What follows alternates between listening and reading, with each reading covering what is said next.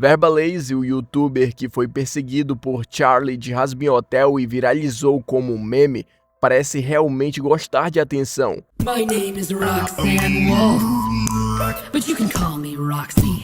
Conhecido por suas habilidades no rap, ele causou polêmica no início de 2024 ao gastar $50 mil em um videoclipe animado, onde é perseguido por Charlie. Esse vídeo gerou inúmeras recriações com personagens da cultura pop ao longo de 2024. No entanto, o youtuber norte-americano de 40 anos repetiu recentemente essa fórmula, ao encomendar outro videoclipe animado, dessa vez sendo perseguido por outra personagem, a Roxanne, uma loba animatrônica com estética punk rock, da franquia de jogos Five Nights at Freddy's. Tudo isso aconteceu em 15 de junho de 2024, quando o youtuber lançou Roxanne Wolf Beatbox, um videoclipe animado de 2 minutos e 40 segundos, que recebeu mais de 300 mil visualizações. No vídeo feito em 3D, Verbalase é ameaçado por Roxanne, que o força a ajudá-la a criar uma música, perseguindo-o durante a trama. Hey, Verbal, give me a beat. Hey, eyes are up here, Ace. No, it's not that. It's that, you're very terrifying. What? Nothing.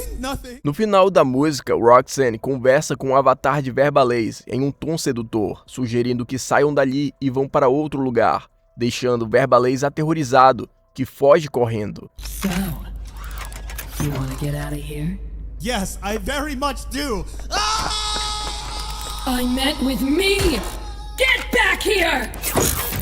Após o lançamento desse videoclipe, ele rapidamente se tornou viral na internet, influenciando a criação de fanarts e memes, o que reforça a ideia de que Verbalase tem um fascínio por ser perseguido por personagens femininas. Embora a maior polêmica e sucesso tenha sido o vídeo onde ele gastou cerca de $300 mil para ser perseguido por Charlie, o clipe com Roxanne mostra que Verbalase realmente tem um gosto peculiar por esse tipo de conteúdo. Ele percebeu que, apesar das críticas, o vídeo com Charlie teve muita repercussão, então decidiu repetir essa fórmula com outra personagem que aprecia. Pelo menos no final desses vídeos, ele se mostra lutando contra essa situação peculiar. So, you wanna get out of here? Yes, I very much do. I meant with me! Get back here! Love, give it,